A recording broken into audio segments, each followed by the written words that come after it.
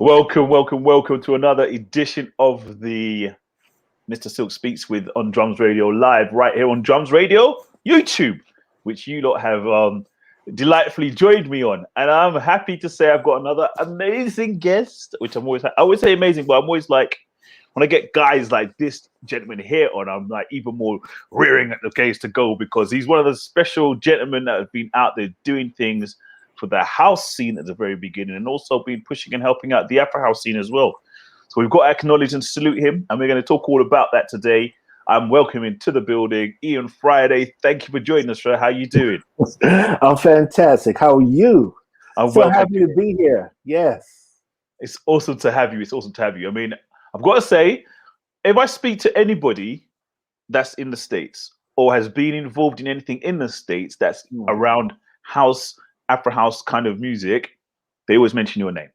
So so they always like, oh yeah, Ian Friday Silk. And I'm like, wow, I have to get this guy on and speak to him and find out why he's so influential, number one. And number two, just to let others know that, you know, he's one of the reasons why we're all doing this out here. You know, you're one of the guys that have to be saluted for being a trendsetter and a movement that moved forward, that helped the rest of us to move forward. Wow. Well, thank you so much for all of that. You know, just the love of music from around the world. Certainly that's been so impactful on my personal life that I just wanted to share it with, you know, the people that are on my dance floors around the world. How did it all begin? I mean, what was it that broke you into music, as you might say? Wow. Well, that's a pretty full and complicated. Well, I won't say it's complicated. I grew up playing. I'm Caribbean. I'm from Grenada.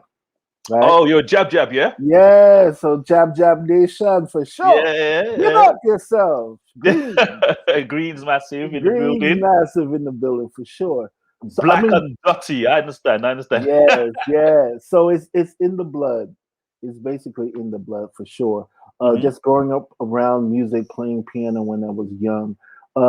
Growing up in Brooklyn in the Caribbean neighborhood, but just so many different type of Caribbean people, Latin folk, African folk. So it was a palau, a palau of music and culture for sure. So being in Brooklyn, growing up there, going to parties, you would hear from, you know, dance hall to hip hop to dance music, clubhouse, all the different things.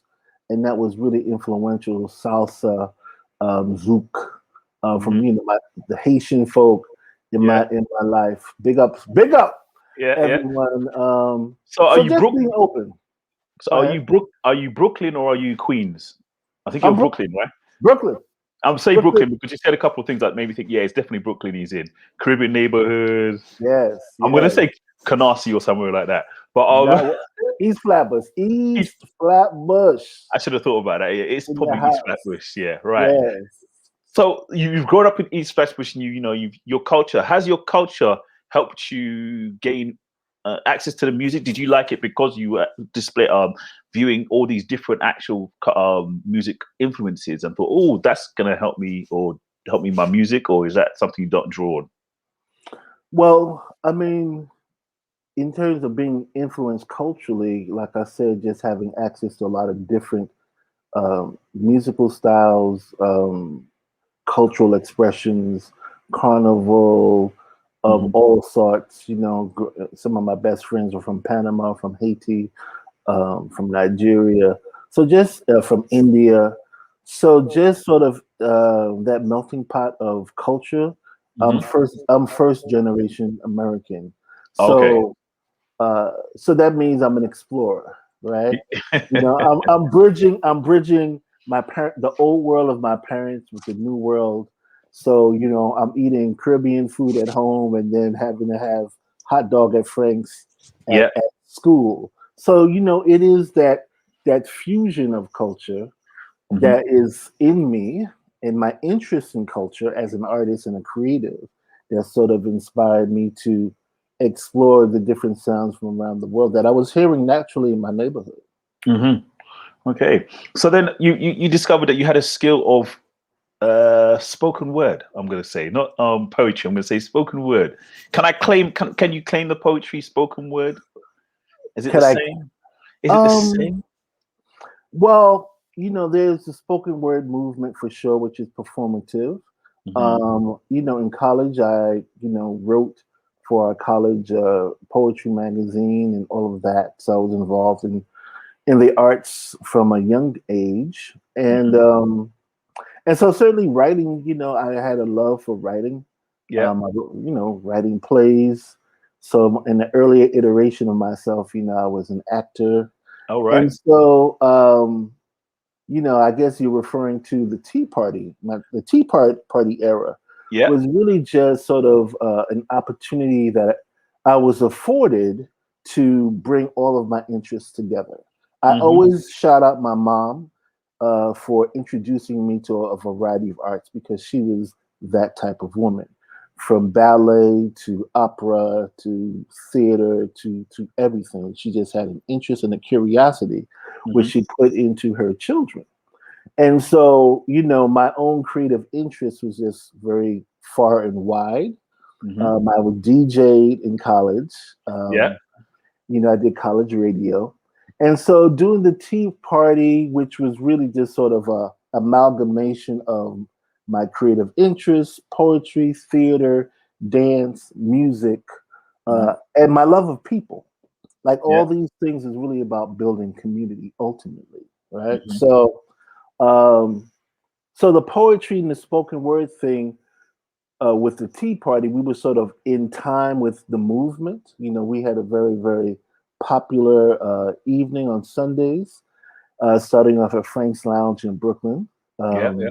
and then moving to a bigger space where Mos Def and Erykah Badu and Saul Williams and Jessica Care Moore and Shelly Nicole and tons of artists were living. We were living in community, Hmm. growing creatively together, Right. and I wanted to have a platform that really allowed people to do their thing, Yeah. build their craft.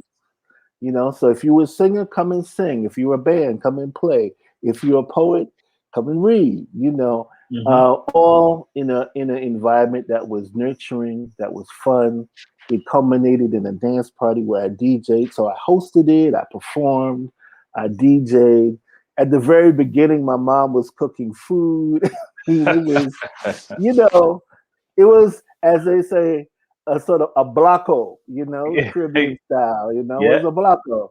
So Yeah. come and eat and drink and have fun and meet people. And it was Mhm. certainly a very, very powerful, beautiful time in my life. Awesome.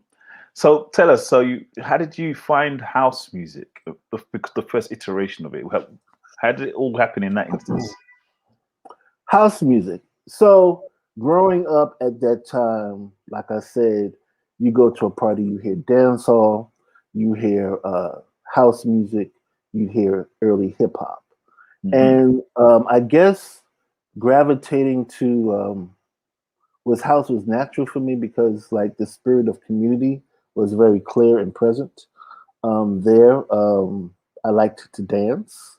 Hmm. The music that was being played at the clubs were the music that was being played on the radio, and then deeper than that, some places like the Shelter, Zanzibar. I mean, some of these legendary places were super popular in my youth, and those DJs were playing the music that was popular on the radio, and Hmm. then out of that, house music sprung out of that iteration musically. So, Tony Humphries, Yeah. the things coming out of Chicago.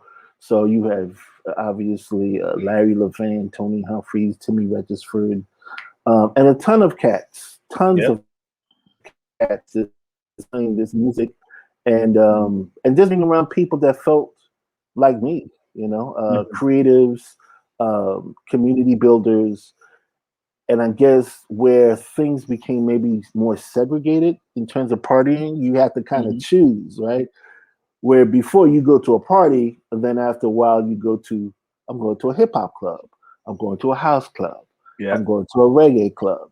So, I guess as I built my friendships and my community, and then really the spirit of house was just sort of love and togetherness, and Hmm. it just resonated with who I am and what my beliefs are. So Mm. house music, if I had to choose, house music was the one for me, you know. Yeah, yeah, definitely. So you went into the house and you started to, what would you say, try to engage more people or bring people into the scene, because that's one of the things that people always speak about. You made sure other people who are outside the scene got to hear the music and engage with it in ways that they may never have expected. What was that drive? What was driving you or instilled in you to do that? Was that mum, and was that then a vibe just wanting people to hear the music? Well, you know, when you love a thing, you don't want to. Some people want to hoard it; they want to keep it to themselves, and other people want to share it, right? And Hmm. so, just like it was shared to me, people that were doing it before me, they were always open and welcoming. I felt like as a DJ, as an event promoter, an event producer, it's always important to sort of bring new and different and younger people in to make it, because I feel like everybody should love this thing. Hmm. And very often you don't love a thing if you're not exposed to it. So what do you do to expose different people to this thing that you love? So Yep. that's why, you know, with regards to that era of the Tea Party, um, it was a lot of different types of creatives, a lot of different types of people. And so, you know, I played, you know, a lot of different types of things. You know, it Hmm. was house based. Hmm. Um, but, you know, I made a trip to Africa, um, which really opened me up to the sounds, the vibes of Africa. You Okay. know, I felt like when I went to Ghana, it was like going home. Hmm. Um, while at the same time very familiar to going to the Caribbean. Yeah. Similar traditions, similar foods, similar style of hanging out, and Yeah. then the music, you know. Hmm. And I guess I was already open to artists like Fela and King Sunny Ade, um, and because New York is, you know, A so melting pot. cosmopolitan, Yeah. Yeah. you you know, I could go, you know, I could go here and see Umu Sangare um, at the Brooklyn Academy of Music when she came to town, or Youssou N'Dour when he came to town at Summer Stage in Central Park. So Yeah. just being exposed, again, this is this thing about exposure. So as I got exposed to things that I loved and liked, um, you know, I just wanted to share it, and I was blessed to have an open uh, audience, you know. Yeah. So, you know, that's the thing. Sometimes as a DJ now, you Hmm. know, you feel like you're locked in to a particular sound. But I was blessed to be able to play, especially in that time, and to be adventurous too. Just to play something different, play some you know, some danceable jazz music, Mm. uh, play some, you know, some new, you know, like I'm also open to young people sharing music with me, or, you know, different people sharing music with me. And if I could play it, then I'll play it. Yeah. Is that like a USP that you found that you became your, I mean, what the crowd kind of knew you for? Because you were always introducing new things anyway, sounds and stuff to them. So that was what they kind of said, okay, Ian Friday, I'm going there because he's going to give me something fresh, something new. I suppose. I suppose. Did you did you find that people always wanted to know what you thought was the next curve, or what was the next thing, that was the next big thing to come in music? You know, it's funny, you know, you're looking back and you're thinking, I was always interested. I mean, and again, I'm in community with other music lovers. Hmm. So it's not just me doing the work of trying to find out, figure out what's cool and what's next. I Hmm. don't even think that's the impetus. The impetus is just love of music and love of learning new things. Hmm. So, you know, when I think about, you know, discovering For Hero, for example, and the broken beat sound, Hmm. and that movement, Yeah. you're like, oh wow, this is cool and fresh. You know what Dago and I don't, you know, Heidi and the whole West London scene was doing was just relatable to Hmm. us. And then, you know, we're reading magazines like Straight No Chaser, just to try to keep up with globally what the tastemakers were into. And then you find what you like. At the end of the day, as a DJ, I have a producer ear and I have a DJ ear.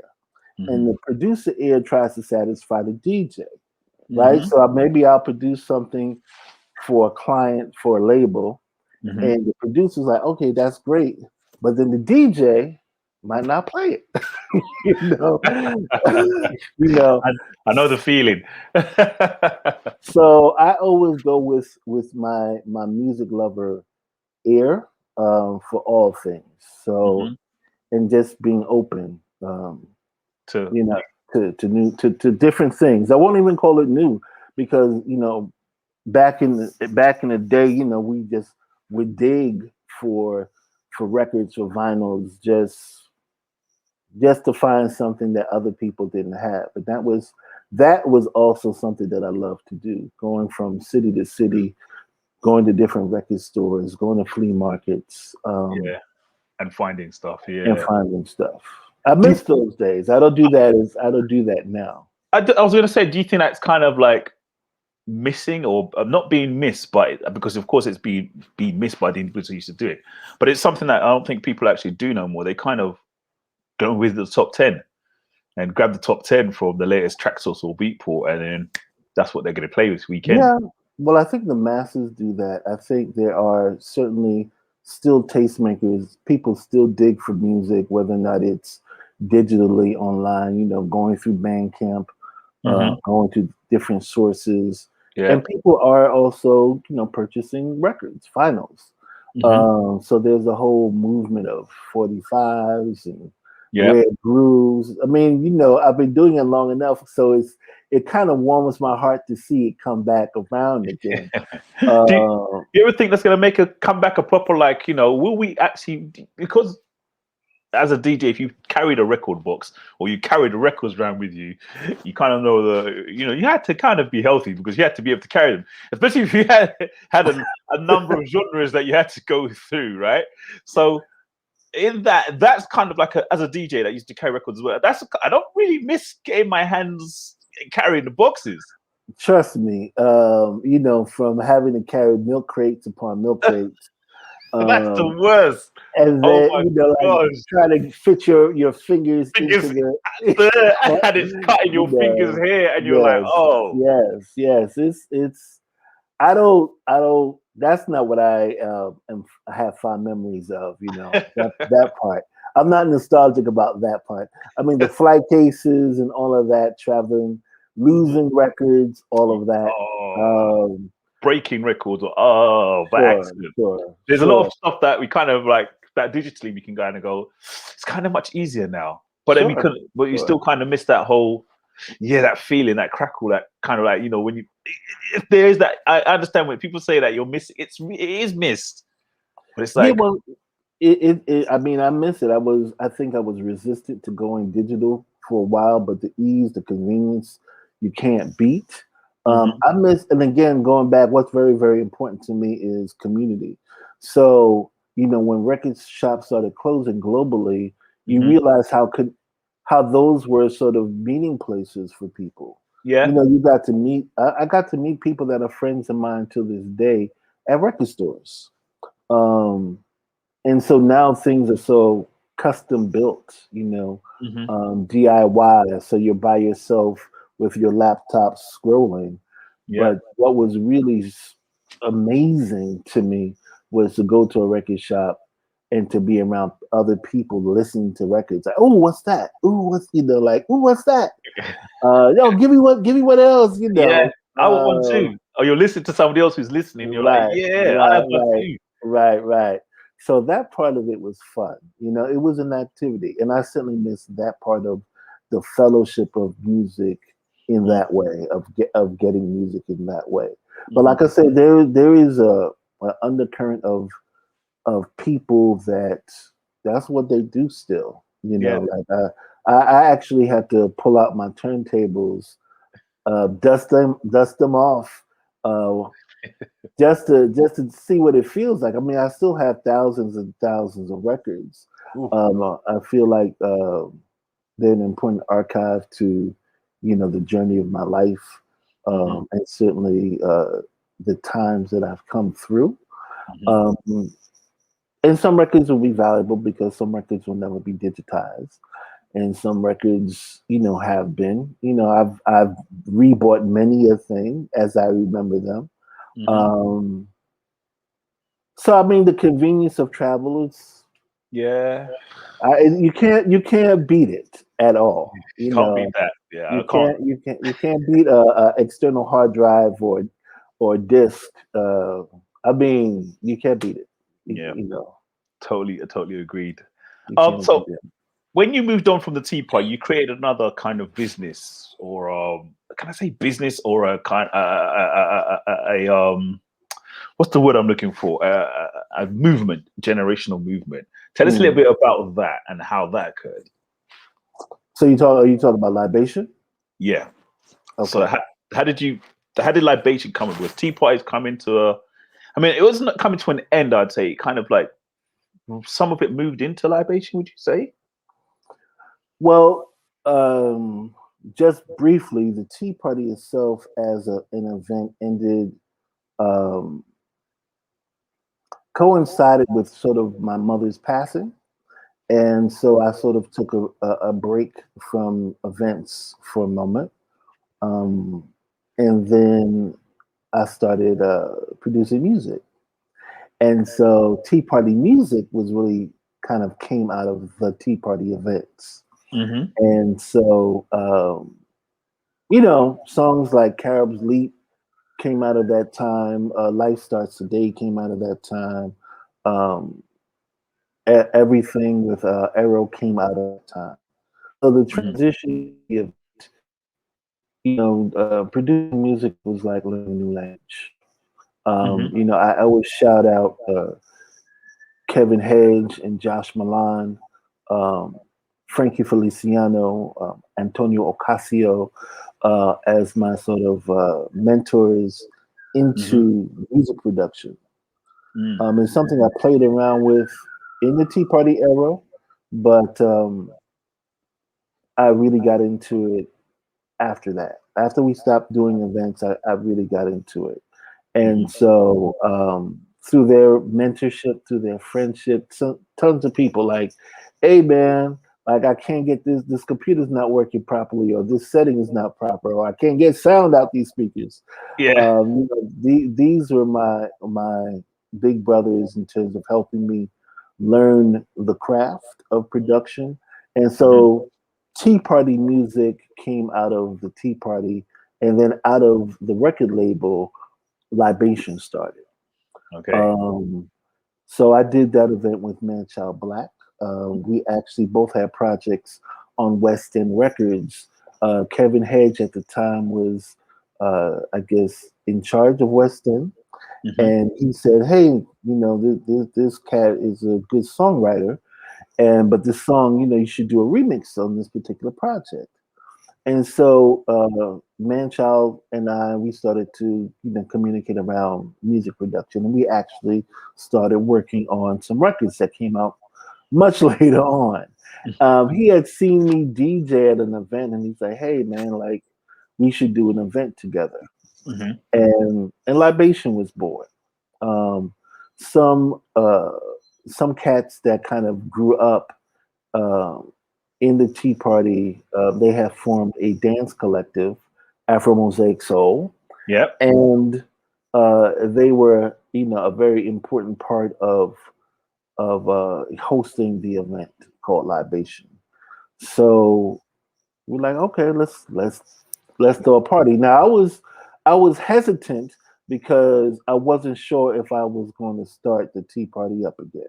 Hmm. Um, and so I was, I didn't know if I wanted to jump into building a new brand. Mm. But once we decided to go, it was supernatural. It was an organic build. We started small. Hmm. People were coming out supporting us. We were in a small, uh, big up to Sapphire Lounge.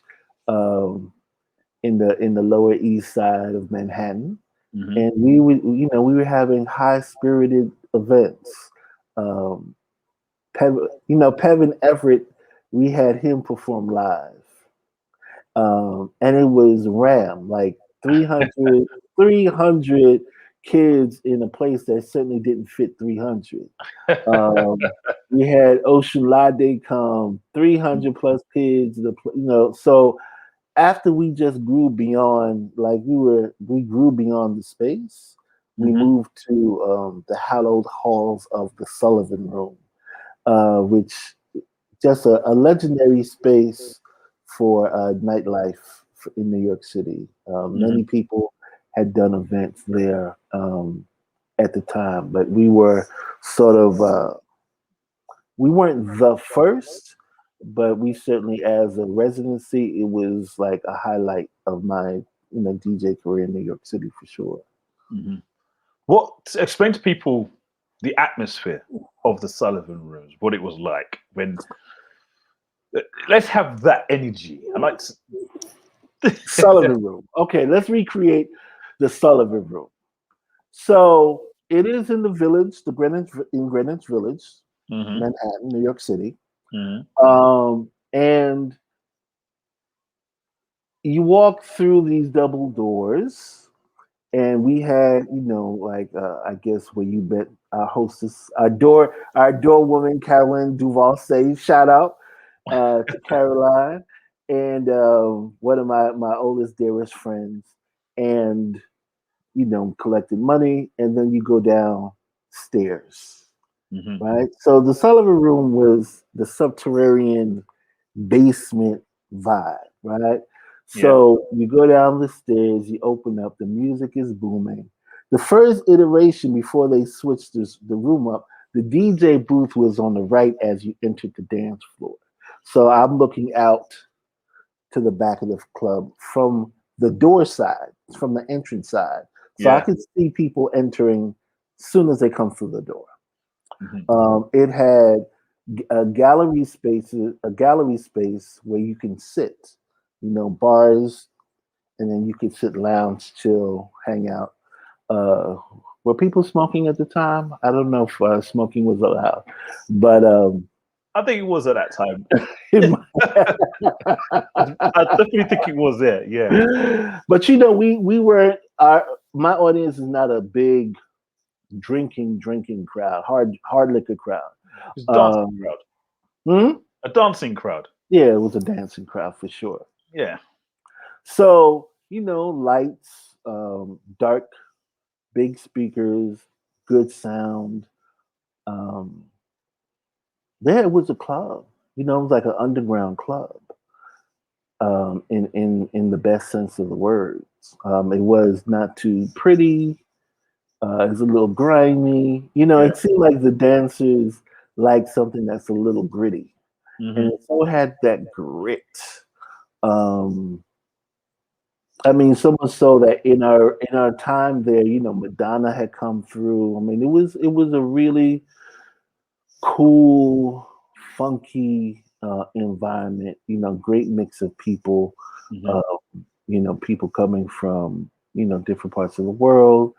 Because people coming to visit New York, or people coming from Jersey, the different boroughs coming to party. Mm-hmm. And this is really where All.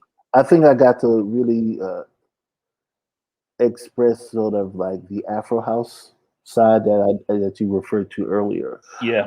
Um, we were kind of early to we were early to it, quite frankly. It was a sound, it was a new sound um, that didn't even have a name. I mean, certainly what might be considered Afro House, or was considered Afro House.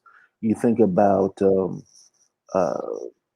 Joe Clarcel, Mm-hmm. again Antonio Ocasio, Lou Vega in the 90s. The sort of fella resurgence that happened. That Frankie Valentine, tons of producers doing sort of uh, African inspired Music. music. Mm-hmm. you know, maybe, via the sort of more organic djembe drums in the production, live instrumentation in that way. Hmm. Um, and certainly in '06, '07, big shout out to Aphrodisia, a website that, MP3. Yeah, yeah, we missed them. yes, yes, just really, introduce different sounds, and Hmm. because of my interest in different sounds, and my desire to share them, and because I had the platform to really make an impact in that way, um, yeah, I would just. I mean, that was the sound of the party. Like libation is a spiritual, Hmm. sacred, practice, and so we were, we were in that. We Hmm. were in that practice, Hmm. both as people, as a community, as a dance community, as a party event, and certainly, with regards to the music that was being played. So, always interested in sort of whether or not it's uh, upliftment, whether or not it's this sense of freedom and release.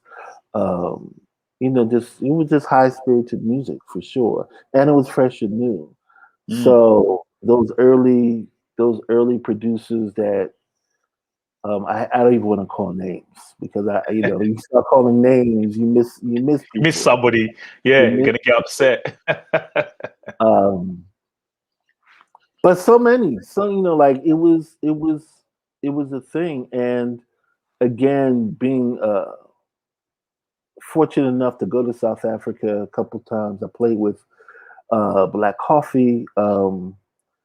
Before he Yeah, was like where the he black is coffee is now. now. I Hmm. mean, he was big then because this is after Superman. But Hmm. I had him play. We would do winter music conference events, and I remember seeing him, and there was no one in the room. He and Bodie were playing, and it was to three people, and I was one of the three people. Hmm. The next year, I invited him to come and play. He came and played, you know, uh, for free, Hmm. and uh, and then it just blew up. Skyrocketed. Yeah, yeah, It's, blew up. and then he came back, and we had him at Libation. It was around like 700, 800 Hmm. kids, uh, and it Jamming. was it was crazy. It was crazy. It was crazy. So, but we kind of hung our hat on that sound. Hmm. I guess I hung my head on that sound. I mean, I'm into music, so when people tried to pigeonhole me as sort of an Afro House DJ, I kind of, you know, bristled at that because, again, going back to the beginning of the story, I just love music, Mm. and I happen to like and love this music that was coming out of this region, right? So yeah, just the South African sound, Yep. which Spoke to I you. yeah, I just loved it. I Hmm. just I just loved what was happening, and it Yeah. was relatable. It was fresh. It was new, Hmm. but it wasn't all that I played. I played soulful house. I played tech house. We played everything, and then we Hmm. played organic stuff. So the formula hasn't changed at all. It's really again about having a wide palette. Like I say, I'm a global soul, so like I'm playing global soul music. What Um, One of the things people always say as well is that's what you were kind of known for, the global soul sound. When it sure. when it first reached, when Afro House as it is now, but in its infancy, before it was, we didn't have a name for it because there's a lot of us that were on Aphrodisia pulling down the music and just Hmm. playing it, and we were saying, "Oh, it's a South African kind of sound," but then you were pulling out other bits of music from around the world as well and playing it all into one, and you were saying, "Okay, that's the sound I kind of love," like you just said, because I did the same sort of thing. It was, but it wasn't. It was more like you called it SA House, you called it tribal, but others have said that it was called global. It was called global sound Hmm. Hmm. where in the States, and that was attributed to yourself as the person who had brought that sound. So that's where they first initially read, in innocence. some of the people said that it was they were introduced to the sound through Winter Music Conference because they went along. They found. Tell us, because you put on the parties at Winter Music Conference as well. Tell us a little bit how it started there as well, and also how the growth, because it kind of skyrocketed as well, from my understanding. So tell us a little bit about that. I used to go to Winter Music Conference just like everybody else. I went to the conference just to learn about the business of music. We went to the parties. It was fun. You try to do as many parties per day as humanly possible. And then given the opportunity to throw a party, hotel lobby, you start where you start. We had some incredible rooftop parties at the Cleveland Hotel, where again, everything is community, everything is relationships. So as you grow up with all the folk that love the thing that you do, and they're doing it at a high level, you say, hey, come and play the party, Spinner, Bodie, the Jeff, and because you just building good relationships, I guess you know who's coming next if you're paying attention, right? And because I pay attention, it's a funny feeling when you're sort of the prom queen one year, and then you see the prom queens coming up behind you, right? So you can see who has the thing, and I've always tried to shine light on other folk. I don't really try to make it about myself. I'm not saying that from an altruistic point of view, but I do know that to keep a thing going, it requires new blood, new energy, new people to do the thing. And so if it's just stuck on me, if I'm holding it dearly and I'm not sharing it, then it's going to die in my hands. So, again, the Winter Music Conference was really fantastic in terms of checking out different DJs, hearing different music, knowing what people were doing, and then being around people that just wanted to party and have fun. This music and culture, we forget about that part of it. Like, we could talk about the business, we could talk about the culture, but it's fun, And so, you do it because you're having a great time and the music that you could dance to. I started from the dance floor. I didn't start from the DJ booth. I started from the dance floor. So, I still like to dance. I like to, feel good. I like to have fun. I like to laugh. And so this music is just a reflection of it. And the DJs that put it down, I big them up all the time. I'm not insecure about that because, when you know what you know about yourself, then you're not really you never have no worries. People to do it. I could enjoy a dope set from another DJ, be on the dance floor, lose my mind, and have, because that's what it's all about at the end of the day, really. I know there's a lot of ego in the industry, and I'm not oblivious to that. And I'm not even saying that I don't myself have an ego. We all do. And that's fine. Like, that's what drives me to try to be my best, to do my best each and every day. But the Winter Music Conference, oh man, in those days, scantily clad people, the sun, Cuban food, and music and some drinks is an amazing combination, an amazing time. So with regards to what we were able to offer musically as Libation and Global Soul Music, the label, that was a great platform to sort of showcase the things that we were doing in New York. And then of course, our crowd followed us. So, again, having a good time, that's how you turn people on to a thing. If they get to see, a friend of mine said this, right? If more people got to see how we did what we do, then they'll want to do it too. It's just that infectious. It's just that beautiful. So regardless if it's soulful house or, I mean, like I said, I don't even like how the music is segregated. I just like to play dope jams, really and truly, from around the world. So whether or not it's Latin influence or Brazilian influence or African influence or African music, and all that is, or music from the UK or Europe, and certainly music from home, from the US, then yeah. And I mean, as a producer, I bring all of those experiences to it, all of those conversations to it. Yeah.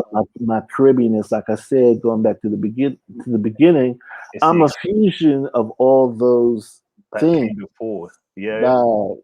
So, Come, yeah. when Go ahead. because they had this big massive South African, because Winter Conference, there seems to be a point where maybe Black Coffee and everybody else came, I believe, to Winter Music Conference. And at that time and stage, it was after that, I think that there was a sudden surge in popularity of the sound. And maybe the turning point where we can pinpoint where it became from the Southern African sound to start to turn into Afro House. Were you involved in that Southern African takeover thing? I think that what we were doing with Libation certainly laid some foundation in terms of tuning people's ears. Yeah. As we sort of planted a flag on representing a particular sound in New York City. I mean, there were other DJs and other events, Shelter. Like that's the thing about a movement. It's really hard. Like, it's hard to get the origin of the thread. Everyone's going to have a different origin story, Of right? course. And certainly you could hear in, like, Black Coffee's Superman, I think, is sort of one of those musical moments that signaled a sound that was coming from Africa that was super relatable. But you could hear you could hear his influence on by American House in that record that you might not hear. So, like, production wise, musically, that was really a soulful house record, in my view, done by a producer from South Africa who obviously brought himself to that, Yep. right?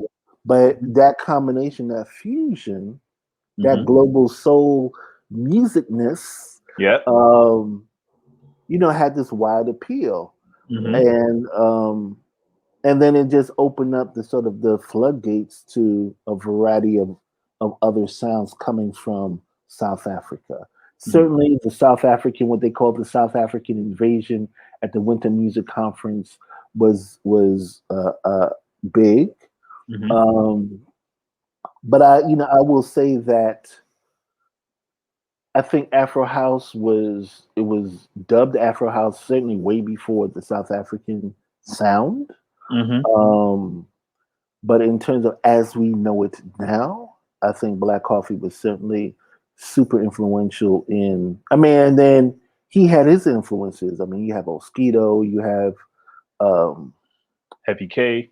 yeah, well, I mean, tons of cats that have been doing it before him, right? But certainly as a producer, DJ, artist, I feel like he really changed things, and then other people started coming That way too. through the gate. Like Cooler Yeah. the Song and endless people. So now we have Sun L and Shimza, and and then it's not just South Africa. Now he's got from Angola and Botswana, and of course our brother Bodhi, Central Republic of Africa, and on and on and on and on and on. And then sort of the popularity of now Afro beats out of Nigeria. You get to see again the fusion. Like you just get to see how now the world is a much smaller place, where before you have to travel to hear things, travel to see things, be lucky enough to read about this or that. Now you just stay home and travel. You can go on YouTube. You can be influenced that way. Yeah. So the world is a much smaller place. Much smaller place. Do you think that there's going to be another, because for someone who's been in industry long enough to see music change, the sounds change, but still yet stay and remain the same in some instances. Do you think that we're going to go through another turn of the music and it will turn into something else, or do you think it's going to stay as Afro House now and sort of traverse into the R&B hip hop kind of region? Because that's what we were sort of thinking and hoping it will do. But will it be called Afro House, or will it take up another namesake? Um, I mean, I think music is a living, breathing thing, so it's always going to evolve beyond what we can imagine. There's going to be some kid that's going to add something to it. I mean, there are 88 keys on the key on the piano, and so that is fairly static. But we know we've been doing music for forever and ever, and music will continue to grow and develop and evolve. That being said, in terms of because what you said is really a couple different things in there. As a business, right? House music. One of the things I think that has kept house music in a particular box is the fact that people relate it to a certain time in the past. Yeah. And so they might think of it as old music, an old music form. And so, sort of the Afro House name might evolve. That's why, that's why I call it global soul music. Really learning from how you guys were doing in the UK, because it felt like every 2 years there was a whole new music movement. It's still happening. Right. But still like sonically was like very much related, right? So just sort of as a marketing thing, I think I think it's debatable in terms of always having to sort of change a name, to describe a thing. I understand the need to do it. I know that young people want to feel like they are doing something new and different for themselves.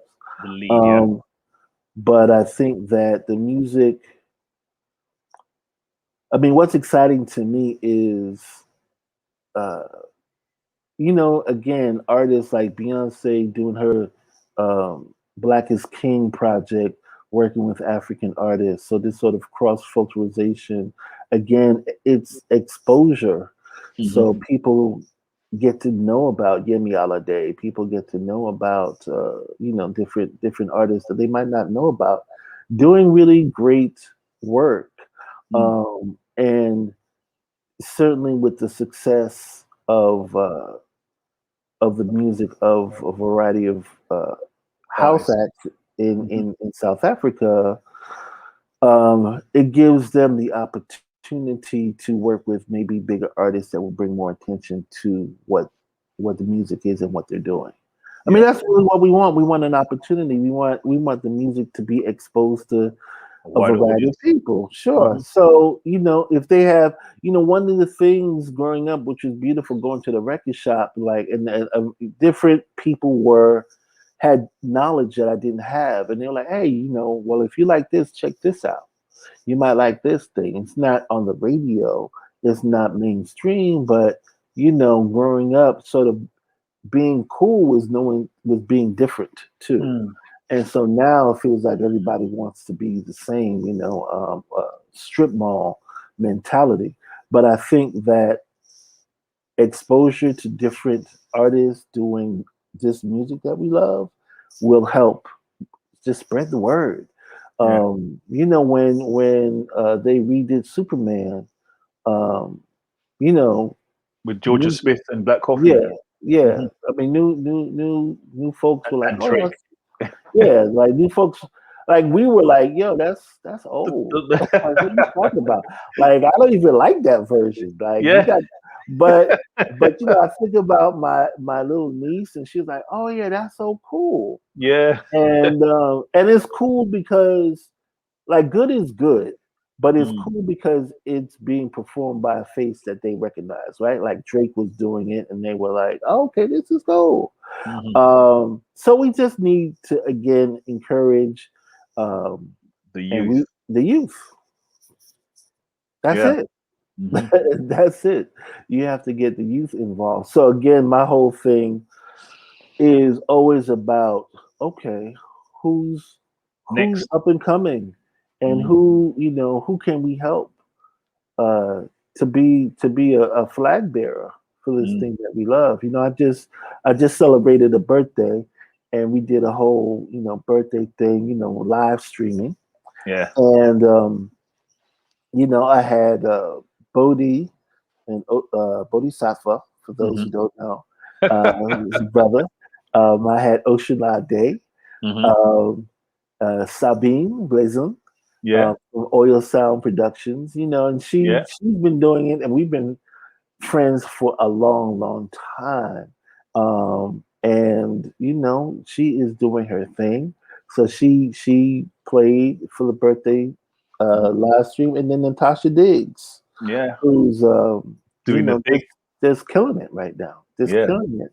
Yeah. Um, Sabine was with us. She was here just before the pandemic. Actually, she mhm, played for mhm, us here in London.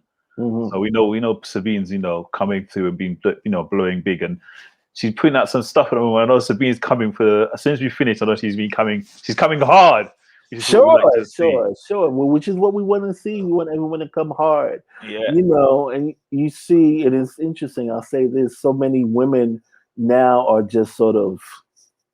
I mean, Throwing and, it and down. it's not now for now. They've been doing it for a while, but it's like this movement Mm. of incredible, phenomenal DJs that are women that are women producing and DJing, and they need that platform, Yeah. right? Hmm. It's been a boys club for a long time, and uh and it shouldn't have been, you Yeah. know Agreed. it shouldn't have been. Yeah, it's time, So and there's a lot coming through, and we're looking forward to it. It's like I say to people as well. It's like it's about time, definitely, but it's mhm. also it gives us a whole nother level of like thinking processes and delivery and stuff, and it's going to be great. I'm looking Yeah, it's forward gonna to be it. fantastic. Yes, no, it's gonna be fantastic. But again, it's exposure. It's a new angle. It's a new voice. Hmm. Different people expressing a thing that we love, that we share, building community around different folk Hmm. is so necessary to pushing this thing forward. So, Yeah, there's a kind of thing going on. I'm not sure how you'd sit on this, but I want to ask you this question actually because we mhm, had a Beatport and Traxsource currently taking in a lot of the other sounds that are not Afro House as such. They're more Latin House and other such nature. mhm, And mhm, earlier on, you spoke and you said you didn't like the boxes being sort of built mhm, around the mhm, sound, and it's mhm. instances of that what's happening at the moment with the Afro House sound is that all of those sounds now are just being put underneath Afro House. So instead of having them going into their box, they're like, okay, it doesn't sound like Tech House or that house. It sounds similar to Afro House, so we just throw it in there. And there's been some kind of what would you say kickback or people not being saying, hey, this is an Afro House and that stuff. Do you think as a community we need to kind of just go, hey, wait a second, look, it's all Afro House. Let's just accept as that and let's grow more together because you would in R&B and hip hop there was kind of like you had different forms of hip hop, but it was still hip hop. You know, Sure, sure.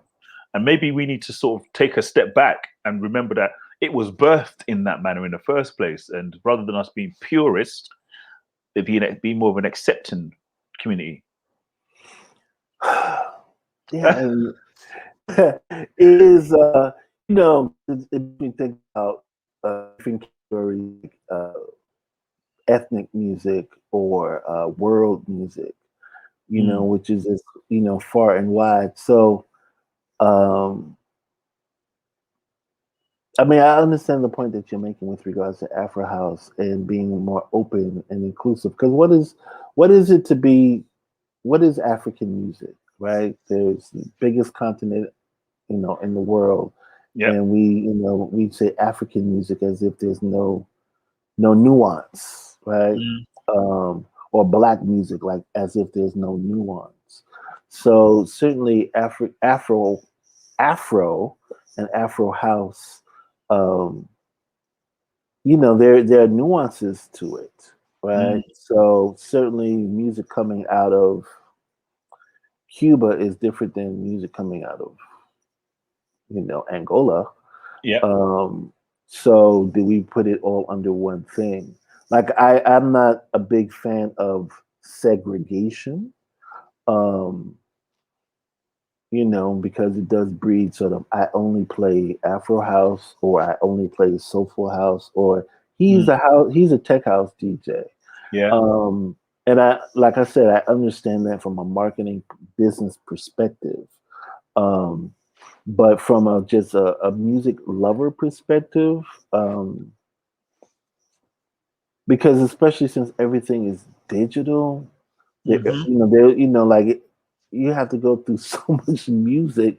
Like I go through so much music. I just want to know what it is sometimes. Like Hmm. don't give me don't give me a Latin house record or a Latin record and call it something that it's not. Mm. Right? That's the point. Yeah. Like call it what it is. Mm. And that's okay. Like how you sort of promote it, market it. It could be in a world music section on a website, or blah blah blah. But as a consumer, it is so much music. It's almost impossible to find and go through everything. So Hmm. the things that make it easier for you to find, then just make it easier. So if I'm making a Cuban jazz record, they'll call it Afro House. Um, just for ease of finding it. Mm. Just Mm. for ease for finding it. I mean, yes, I don't want to be pigeonholed as an artist. If I make an album and I want to put a you know a pop record on it, but people only expect Afro one house all the sound, time. Yeah. then I feel like that could be challenging. You're boxed in as an artist. Mm. Um, but I mean, that's a pretty interesting question, though. It's a pretty Mm. interesting question. As a community, I think we should, demand for the things that are presented to us in a way that we want them to be presented to us. Palatable. So if enough of us, say, hey, man, like track source or beatport, this record isn't Afro House as the community defines it. It's something else. Hmm. Then we have the right to say that, Yeah. as consumers. As consumers and tastemakers, definitely. Sure, Yeah. sure, Because sure, that's what a lot of us are. You are taste yourself. You're a tastemaker. sure, sure. Let's not shy away from that. I mean, sometimes we don't like to put ourselves in that kind of picture, but you Hmm. are a Hmm. tastemaker. For sure. Which leads me to another question, not question, but another kind of scenario. As a Okay. tastemaker, what is the future of this Hmm. sound, this global sound that we have, this Afro house, this feeling, this vibe, this spiritualness? What is the future of our music? The youngsters coming up, they're coming through. There's the new sound of Amapiano coming through. Where do Hmm. you picture the movement going? Wow. I mean, the technology allows anybody to make music, anyone to express themselves, right? Sometimes folk are put a hi hat or kick drum on something and they think it's a song. Mm, I think that there's also, there's access to learning tools so that people can apply their gifts to make incredible music. So I think that we are in a powerful place where there's access to learning, access to technology, access to making music as an expression of where you are, mm, right? Like where I am is different from where someone that's 12 is. hmm. Their viewpoints, what moves them. So just really being able to have platforms that encourage growth and development creatively, I think that's important. I think through this pandemic, which we didn't talk about, I think we get to see what's most important and essential. Hmm. So you see that music and music makers, music presenters have become incredibly essential. Hmm. The work that we've been doing to keep people informed, entertained, uplifted, and connected. My live streams over this year has been important in terms of building community because that's what I'm interested in doing. That's what's important. So we get to see what is in fact and indeed important. And Hmm. so the arts are incredibly important. And we're not talking about celebrity worship. We talk about people that are doing things that bring people together. Because as we've been forced to stay apart, we recognize how important community is, how important fellowshipping is Hmm. to the soul, to the mind, to the spirit. So young people, I'm excited to hear what they are going to do, out of this time, which will be essential for them and for the communities that they're a part of. I Hmm. think that again, segregation of age, like Yeah. I'm open to learning from anyone, be Mm. they younger than me or older than me. Yeah. And I feel like young people should need to be open to learning from The oldest. all their elders again. So I feel Mm. like again we are remembering what's important as a world family. Hmm. That community is important. That we have to look out for one another. We have to listen to one Yeah. another, and that's where you're gonna learn. So a friend of mine asked me, "Well, dude, how do you do what you do?" And my response to him was that I listen, and I listen, and Hmm. I listen some more. So that's in everything, in production and DJing, in music purchasing, in all of it. You have to be able to listen, and so the what's next and what's new. I'm listening for that. Mm. Again, I mentioned Sun L, I mentioned Simi in terms of like the Afro folk that I like right now doing things. Cairo, Prince KB. Hmm. These are young producers, young artists that are finding their voice, adding to the sound.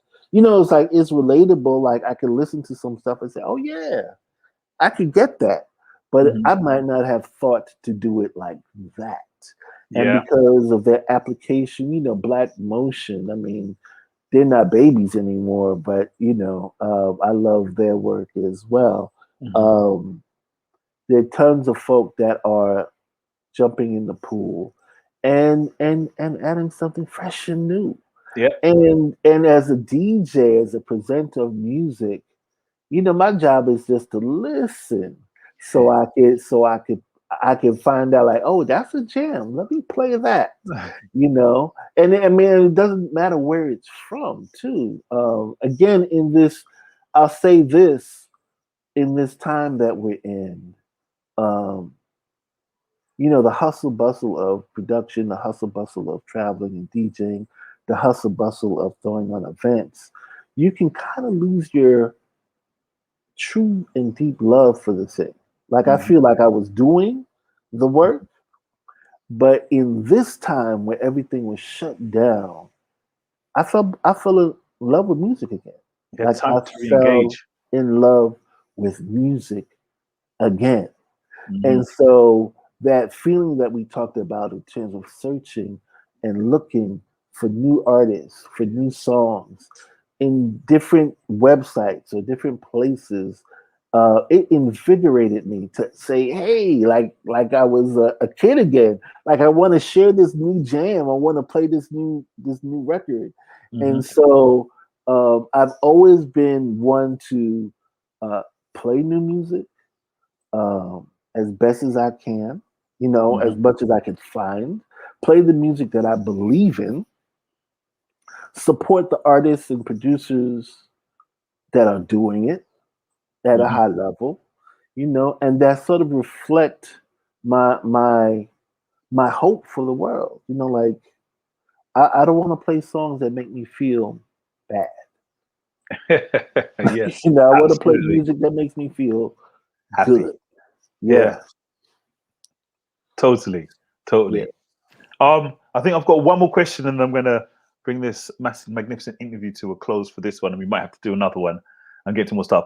There's been some how can I put this, talk regarding the soulful house scene aging in somewhat and not even allowing some of the youngers to come through or to reinvigorate the growth of the roots. Do you think that there needs to be some movement in that direction? Because the Afro House scene seems we're kind of working in that manner. We're allowing the youngest to come through, and we're bringing it always through, because we kind of learned from the Soulful House guys that, hey, you know, when it was kept to yourself and you didn't like get the youngers involved, you sort of stopped the growth because it could be much bigger. Should the Afro House to stop making that mistake, need to engage with the youngers as well and push them through? What's your opinions regarding that? With regards to Soulful House not doing that? Yeah, not doing it, but not doing it as well as it could have been done. So I think they still did it. I just think that, you know, sometimes for people have the opinion that Soulful House is on its I wouldn't say dying legs, but it's in an older genre of it's old people music, because we use that kind of word. We used that word earlier on, old people music, and the younger people Yes. feel that it's old people music. So thus, there's been a disconnect rather than a even though there's young people there, there's been more of a disconnect. Well, the Afro House has seemed to aligned itself to make sure that it carries on through, and it's learned from the Soulful House making that kind of disconnect. Well, I think that happens in everything. You know, you look at sports. You know, the old guard is always trying to hold on, and the new guard is always trying to come up, and that tension, you know, could make the thing better. So I don't, you know, I think with regards to Soulful House, like you know, where the Afro House is a continuum. Like I said, you know, when if we put Superman as sort of a portal, a connector, yeah, and there are a few songs, right? But if I just use that as an example, yeah, you know, that lets you see that, you know, the Afro House is the new of the Soulful House. I mean, it's all house. It's all dance music. it's all house. It's all house music. It's all house music. It's all dance music at the end of the day. So with regards to like the business of it, because that's, you know, we're talking about a couple different layers. You have the culture of it. So the culture of it always is encouraging the new and the young and all of that, right? Certainly the people that party to what we will call soulful house music, you know, those people that sort of discovered it, you know, grew up with it, still love it for sure. And I think there have been events, you know, Libation being one of them, but others as well, many others as well, that have always been encouraging for young people to come up, right? But but you can't come up, you know, I give lots of people an opportunity to DJ, right? But it's still my house, right? So just because you get older, do you give up your house, or do you try to help people create their own houses? And so I think, you know, when you think about the movement in the U.S. in particular, and in New York specifically, you have to take into account economics, right? The city has changed, so it's much more difficult to be able to throw a party at a big venue and attract a whole lot of different people as it used to be.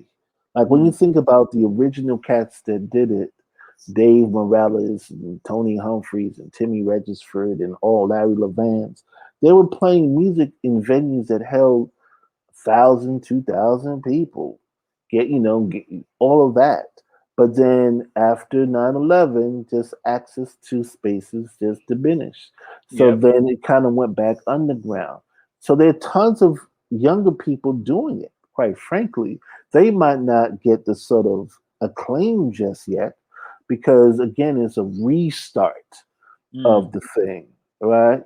But there are tons of young DJs that are, you know, throwing dope events in New York City, at least before the pandemic. Everybody's trying.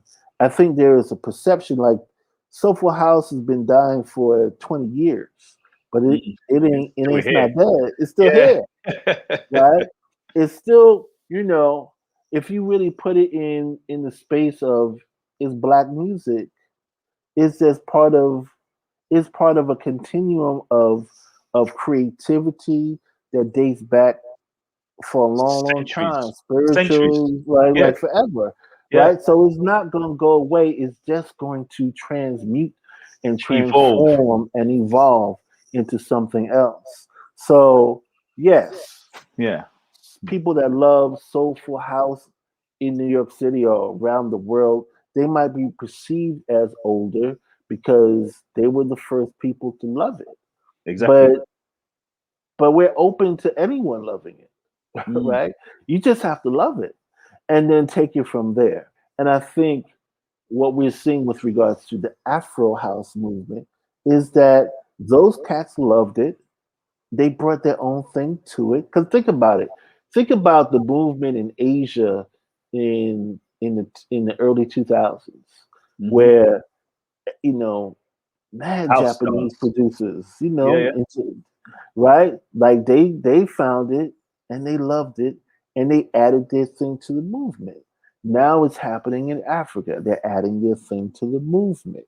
Hmm. There's going to be some other wave of kids, maybe from some place that we don't even know, coming from I don't know Iceland,